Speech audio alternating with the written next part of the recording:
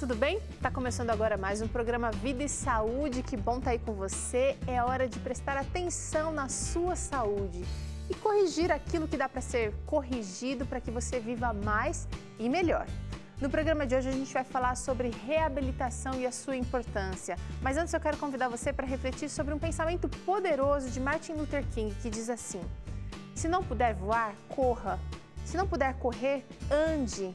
Se não puder andar, rasteje. Mas continue em frente de qualquer jeito. Que você possa realmente hoje ir para frente a despeito das coisas que ficaram para trás, porque Deus é um Deus que sustenta você, é um Deus que te mantém e Ele pode te dar forças para você seguir em frente, não importa a maneira. No programa de hoje a gente vai fazer receita também. Olha só que linda essa proposta. Esse é um pudim de tapioca todo saudável. Confere aí. Você vai ficar com vontade de fazer, com vontade de experimentar. E olha, melhor de tudo, essa é uma receita simples. Você não precisa ficar horas e horas no fogão, não, nem horas e horas na cozinha. E também não vai sujar muitos utensílios, não, para você que tem pouquinho tempo na cozinha mesmo. Fique esperto, se você não pode anotar essa receita agora, daqui a pouquinho entra lá no nosso blog e anota essa e outras receitas do Vida e Saúde e não esquece de compartilhar, combinado? A gente está aqui para conversar com dois especialistas. A gente está aqui com o Gabriel Monteiro, que é ortopedista. Obrigada pela participação, doutor. É um prazer. E também com o Rogério Zero, que é fisioterapeuta. Obrigada pela participação com a gente também. Eu que agradeço. O Rogério é lá do Cevisa e o Dr. Gabriel é lá do Hospital Adventista de São Paulo. São instituições que são adventistas, mas que recebem pessoas de todas as denominações, de todo o Brasil, especialmente em São Paulo, né? Sim. Bom, vamos começar fazendo a receita de hoje, que vai levar um certo tempinho. Eu vou misturar aqui, presta atenção nos ingredientes. A gente vai usar 1,5 xícaras de tapioca granulada. Eu ia começar com leite de coco, vamos falar da tapioca.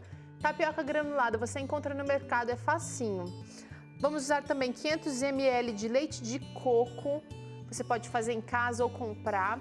Vamos usar 500 ml de leite vegetal, aqui a gente está usando leite de arroz e leite de aveia. Vamos usar 1 xícara de açúcar demerara, 1,5 xícaras de coco ralado, 1 colher de chá de baunilha e um pouquinho de óleo só para untar a forma que a gente vai deixar esse pudim. De preferência uma forma que tenha assim um buraco no meio, tá? Olha, como essa daqui já tá untadinha, essa é a forma ideal para fazer esse pudim de tapioca. O que vai acontecer? A gente vai misturar os dois leites aqui na panela, leite de coco, leite vegetal, e a gente vai colocar os dois aqui ao mesmo tempo. Agora a gente vai colocar coco ralado, o coco ralado e o açúcar. 1,5 xícara de coco ralado. Se quiser fazer com coco fresco, pode fazer, que também dá super certo, vai ficar com um saborzinho ainda mais especial. Vou mexer.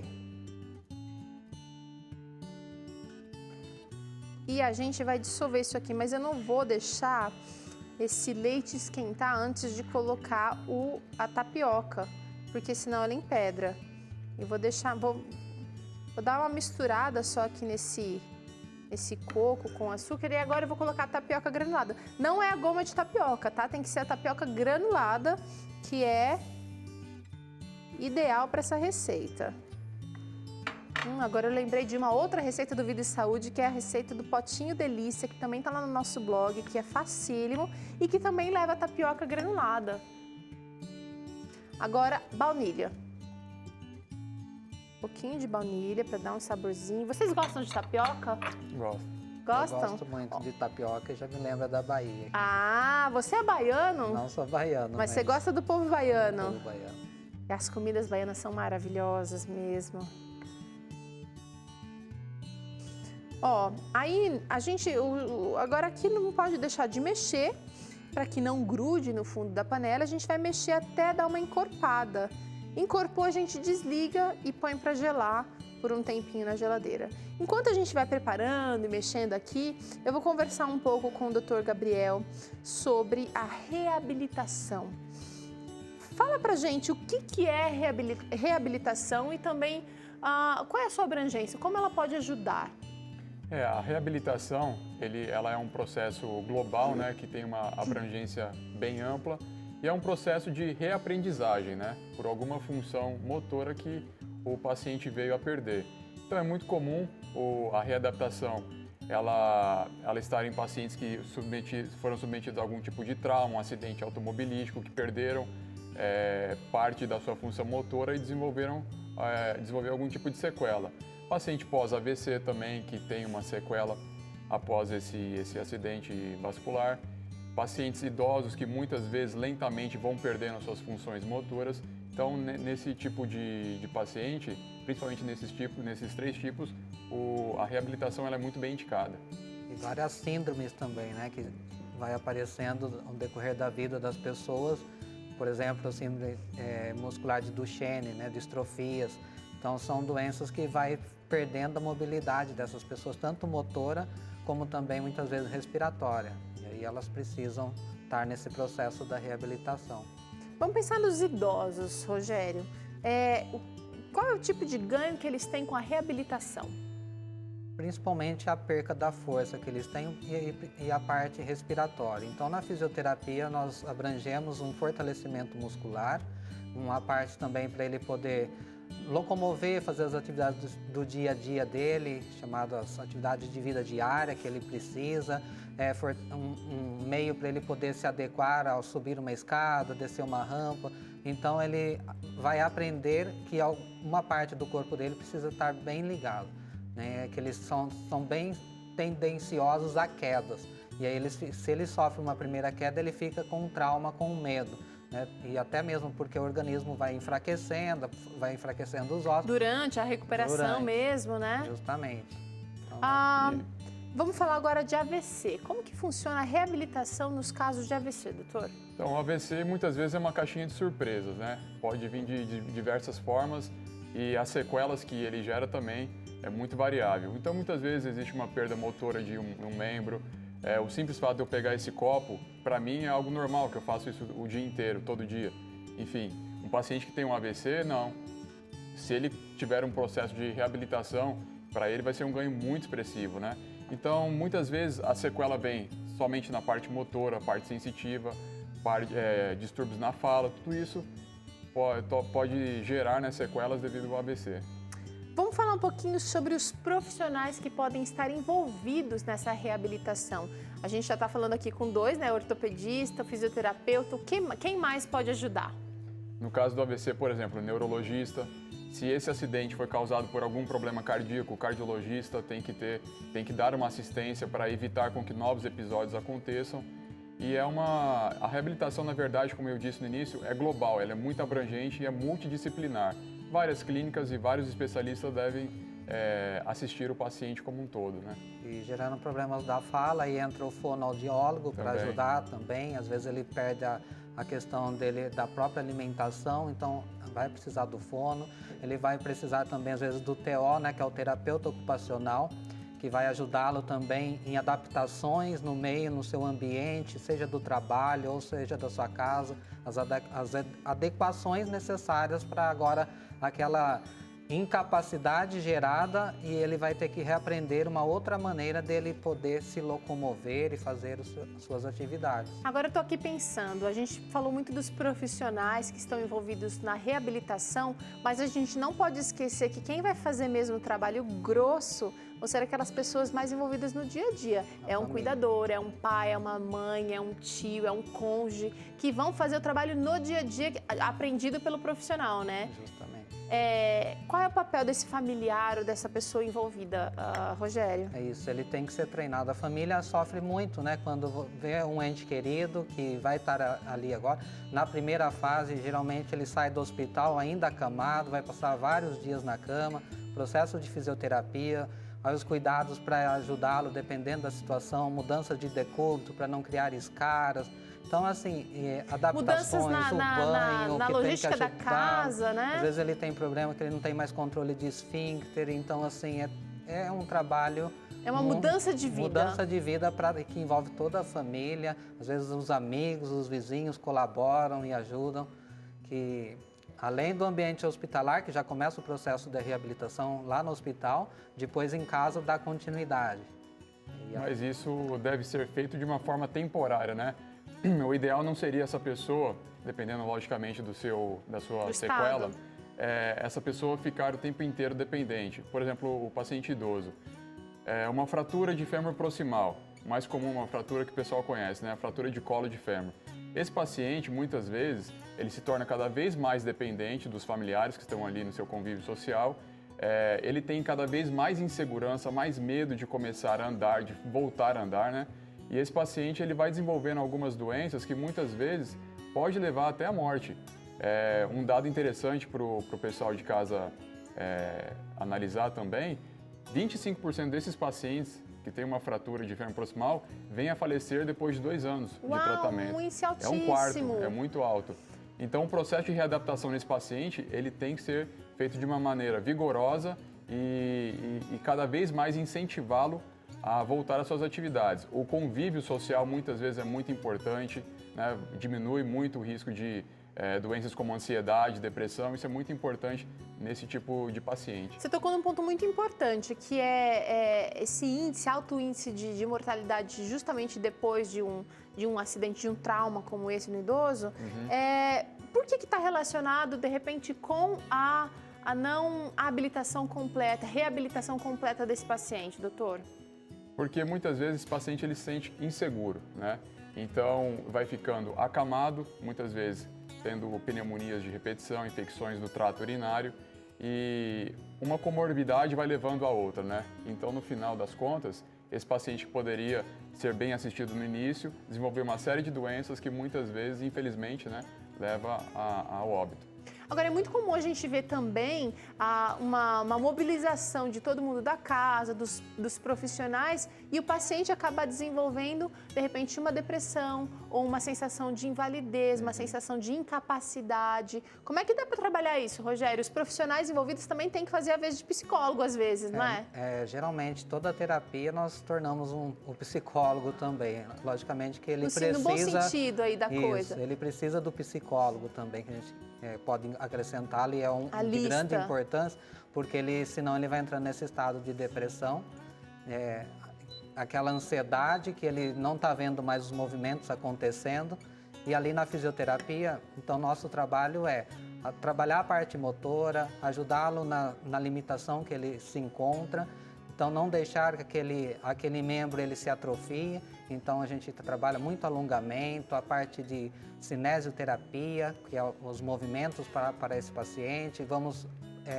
conduzindo ele numa evolução até que ele consiga depois passar para o sentar, aí levantar, treino de marcha. E aí uma técnica que a gente usa bastante é já levá-lo para a água. Então em piscina a gente consegue desenvolver muita reabilitação dele na piscina, que ali ele tira o atrito, a ação da gravidade, e ele consegue ter grandes mobilidades dentro da água com algumas técnicas, por exemplo, o Atsu, que a gente usa bastante no programa de reabilitação. Certo. Aí exercícios vão evoluindo para fortalecer essa musculatura.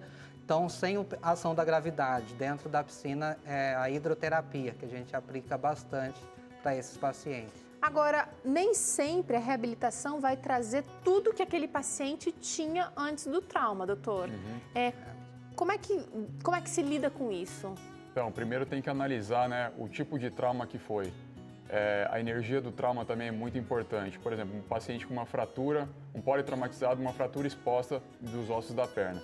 Esse paciente, muitas vezes, com um tratamento adequado, não vai ter nenhuma sequela. Alguns já terão uma sequela. Muitas vezes é um trauma tão forte, de uma energia tão grande, que já vai para uma amputação, muitas vezes. Então, ele vai ter que aprender a utilizar uma órtese para poder caminhar, né? Então, varia muito do tipo de trauma que foi empregado naquele momento inicial, né? Tá. Aproveitando essa conversa que a gente está tendo aqui, eu quero assistir junto com vocês uma matéria interessantíssima, a história de alguém que resolveu mudar o foco da sua vida depois de um grande trauma.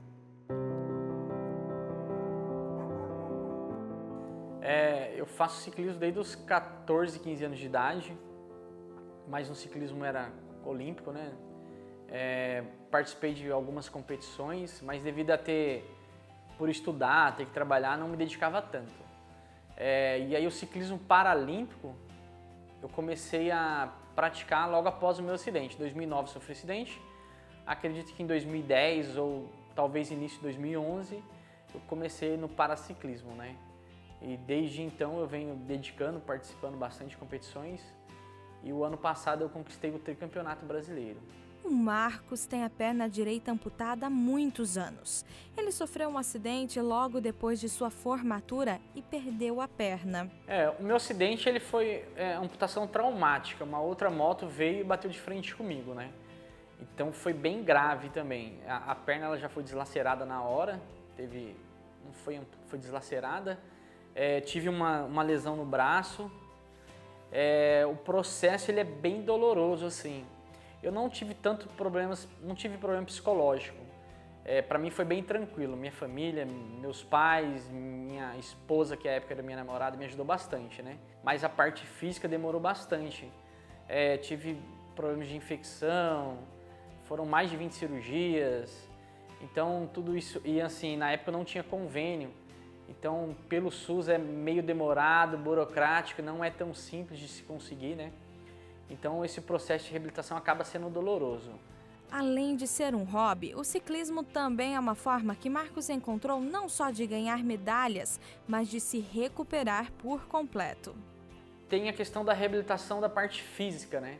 Ele é importantíssimo, ajuda a movimentos secundários que de repente na amputação, quando você amputa a sua perna, você tem que criar uma estabilidade de tomar banho e ficar numa perna só, né? Então tudo isso daí são coisas que o esporte contribui, mas eu acho que o principal mesmo é a questão da parte social, da convivência com demais colegas, né?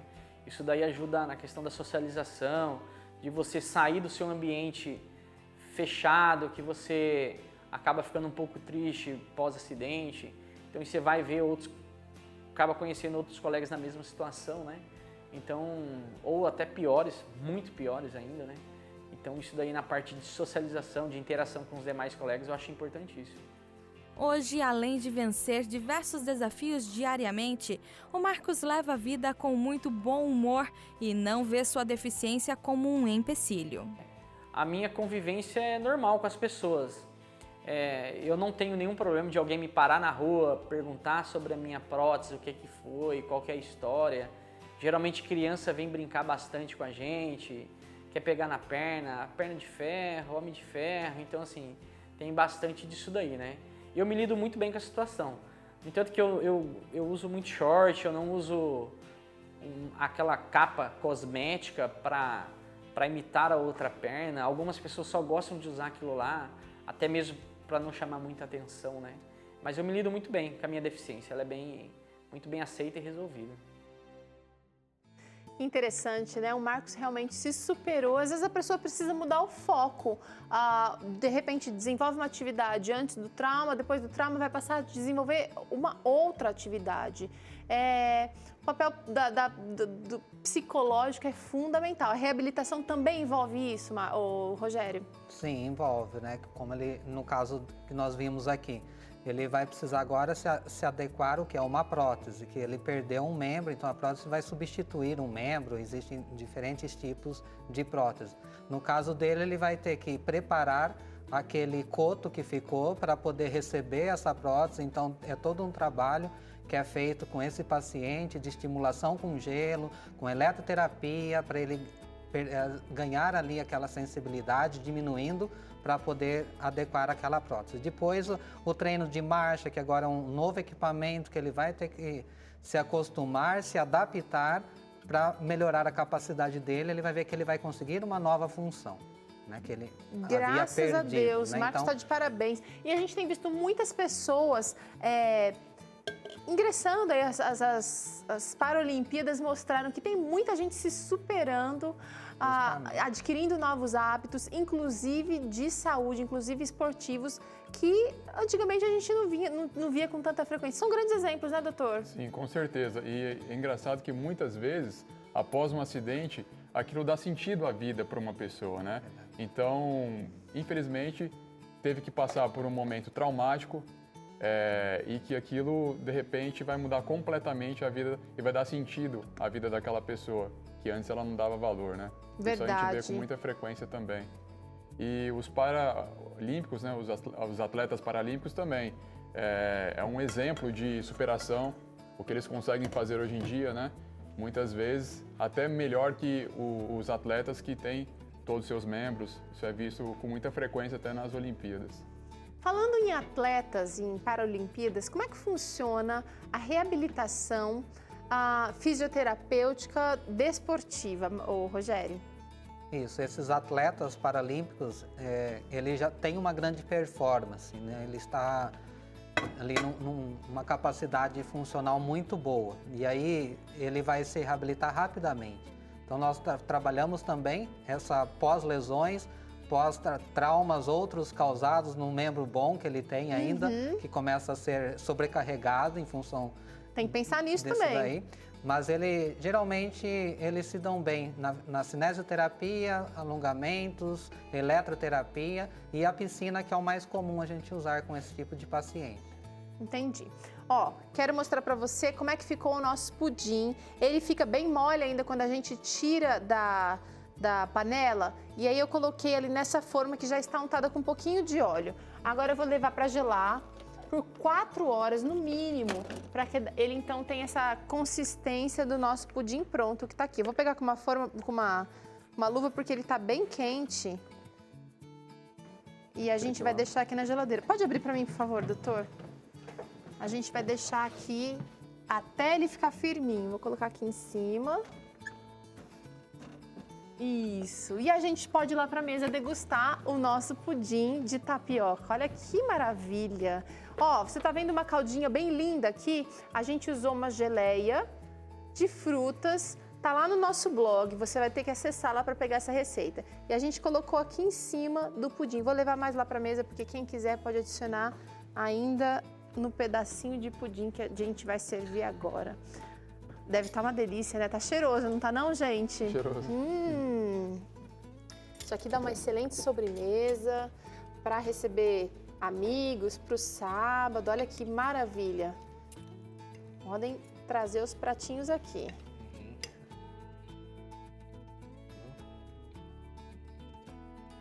Olha, Rogério, se quiser um pouquinho mais de molho, é uma calda, né? O meu grudou. Pronto, Obrigado. deu certo, doutor. Essa é só uma receita, mas tem muitas receitas lá no nosso blog. E aproveita para deixar lá a sua sugestão, o que você gostaria de ver a gente preparando aqui no programa Vida e Saúde. De repente é uma receita que você ama, mas que não é tão saudável, a gente vai tentar adaptar por aqui. Rogério, o que vocês acharam? Antes de mim, É muito gostoso. tá gostosinho? Tá. Muito bom, viu? Ó, tem uma caldinha aqui, se quiserem ainda. Opa, vou colocar aqui. Pronto. O que mais que a gente precisa saber? O que não fazer? Vamos pensar no momento em que acontece o trauma. O que a gente deve evitar fazer nesse momento? Que pode prejudicar ainda mais. Então, vamos pensar então num trauma de coluna, né? Um trauma raquimedular.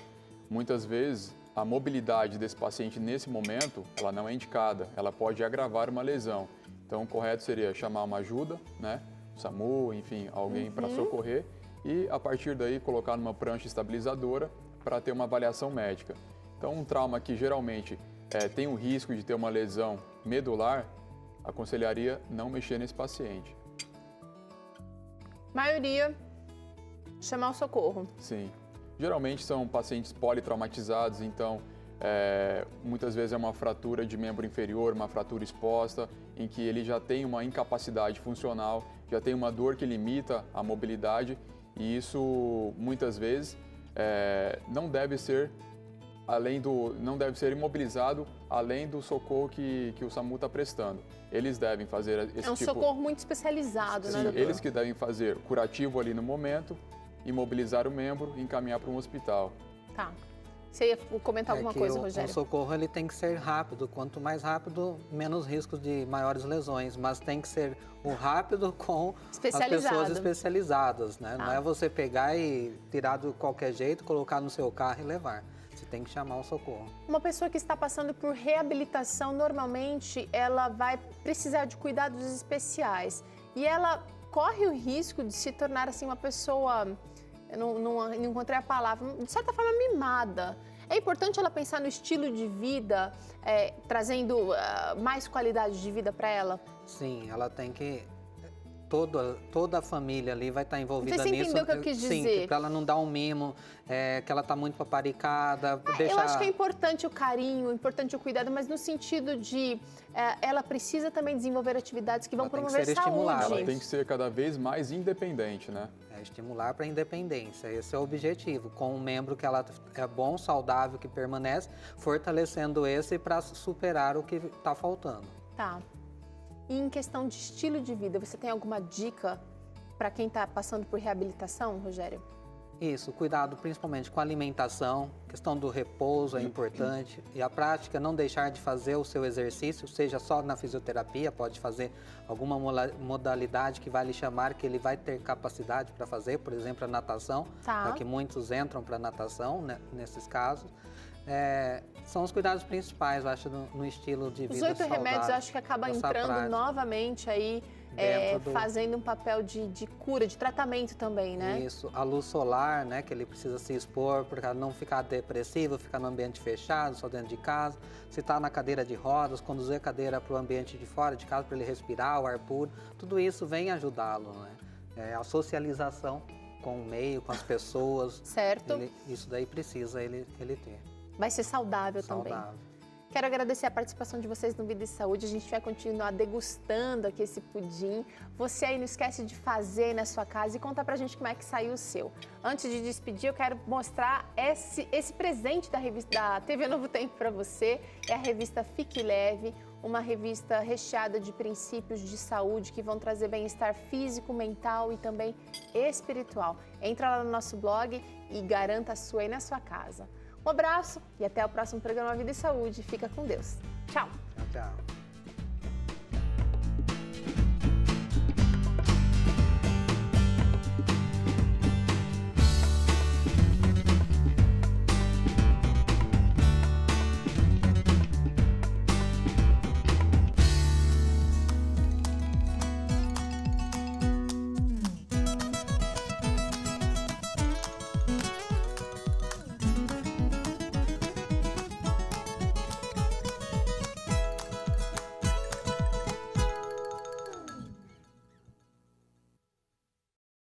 E aí, você gostou do que viu? Quer mais conteúdo exclusivo como esse daqui?